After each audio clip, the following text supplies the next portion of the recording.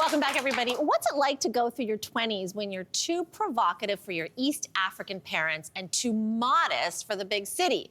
A new show called Virgins follows 4 young women navigating adulthood and trying to figure it all out. Take a look. Mom, what did I miss? Yeah, nothing's really new here. My bank account's still running on E, and I'm not really... What about the dinner? Please, spare no details. My dad said no. What does that mean? It's fine, honestly. It's just another obstacle for us, just like when he moved to London. Or that time you both went vegan. Oh my God, you were so mean. We are thrilled to welcome showrunner Aiden Abebe and stars Blaine Solomon and Nadia Hussein to the show. We are so happy to have you. Thanks for being here. And I understand this. You guys are all virgins. This is in the sense of this is your first time ever doing a talk show. Ever? Aiden, you are the show creator. You are the producer and writer. So let's talk about the title of the show first off, because Lainey said it properly. It's got an exclamation at the top of it. Why did you want to call it that? Well, I wanted to call it that because there's just so much weird whisper ways that people would say the word every time I would talk about the show. And I noticed that there was a shame associated to the word, and I thought that was whack. Especially because most of our lives, or a significant portion of our lives, were virgins. So what's the shame for? So just say it, and then I put an exclamation mark, so then you had to say it with your chest. Virgin! Yes! Virgin! Yes. I love it. So all 4 of the main characters are virgins, but you really wanted to represent virginity in a way that you hadn't seen on screen before. So how so? Absolutely. I mean, when I was growing up, all the teen movies were about getting rid of your virginity, and every virgin was a loser. They were so lame, and I didn't identify with that. I was proud. It was a choice that came from agency, and I thought that we should have other representations, one where I could identify, and maybe the next 15-year-old me could see it and identify too. And so then we have these gorgeous, sexy, vivacious women to play them. And this is all my lane. I love shows about girlfriends navigating life together. And we have a lot of examples. Girlfriends is the show, Sex and the City, more recently Insecure. And the secret sauce to all of this is that you want to hang out with these people. You want to be their friends. So, Blaine, what do you think it is about this group that adds to that genre? Yeah, so firstly, I love all of those shows. Yeah. I grew up with all of them. I still have Girlfriends on a loop on Netflix. So I feel like these girls bring cultural specificity, if anything, and the series itself explores identity in multiple facets, including their East African background. So I really do think that there's a unique stamp that they have on the dramedy genre in that way. So Love it. Yeah. Love it. Nadia, a big thread of this show is the difficulty balancing family and cultural expectations with societal expectations. So is this something that resonated personally with you? Yes, it definitely resonated with me. I think for a lot of first and second generation Canadians, there's this pressure to partake in this balancing act. And we're not gonna get it perfect all the time, and things will get a little bit messy. But I think that's what I love the most about Virgins, is that it portrayed us as imperfect and just trying our best. I think it's a great show that normalizes imperfection as a safe space to land for ourselves. Yeah. Blaine was talking about specificity. So, Aiden, for you really wanted to give a snapshot of what was it like, growing up in Toronto within an East African community, right? And you have said that there's a sort of delayed adulthood in this community. What do you mean by that? I mean, for those of us who grew up really sheltered, and I don't want to make too many generalizations here, but when that happens, you end up being like the perfect good kid all throughout up until high school. And then you reach your rebellious phase once you're in university. And not just university, the university of your parents' choice.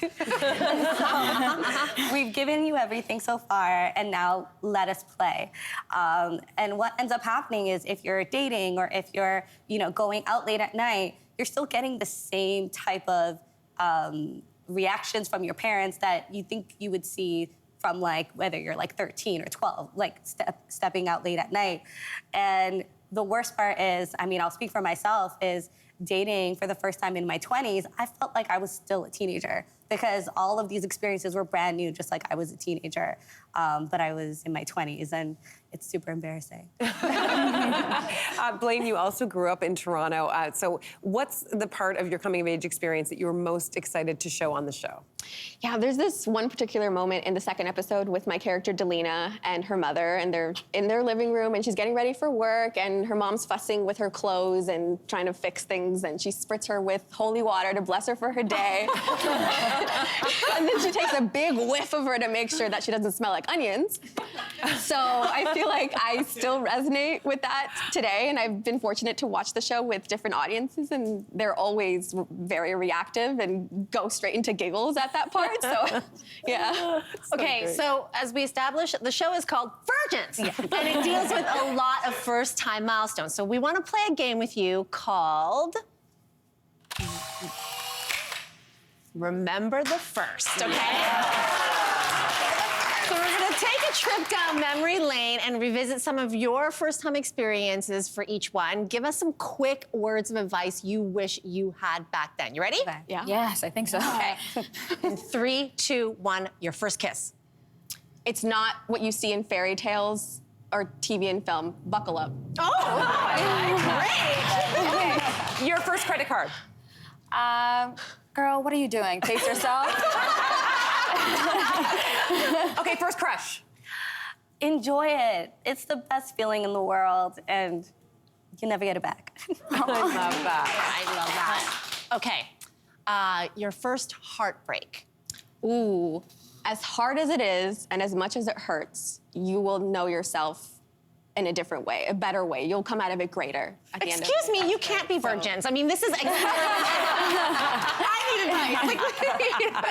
Wow. How about your first apartment? You know what? Invite your parents over and find an opportunity to say, in my house, we go by my rules. That's terrifying. I didn't do that. And I still can't do that. I still can't do it. How about your first drink? It's gonna sting / burn, so wash it down with something that you love. For me, it's chocolate. Okay, your first paycheck. That money is for school, not your closet. Okay, relatable, because I mean, I feel like, when I first started making money, it was only the mall. I would take it straight to the mall. No, exactly. Yeah. Okay, how about your first job? Don't conflate colleagues for friends. Oh. Yeah, colleagues are appointed, friendship is earned. Well, sometimes you get both. Yes, That's true. You guys getting both, right? You've learned to do this. It's a huge achievement. I hope you, I hope you feel so proud of the fact that you've created this thing. Not everyone can do what you've done, so I hope you feel really proud of yourself. Thank you. Okay, Nadia and Blaine, it's been so great having you here today. Thank you so much. We want to remind everyone the show is called Virgins! And you can stream the whole season right now on CBC Gem. We'll be right back. Hey there! Wasn't that great?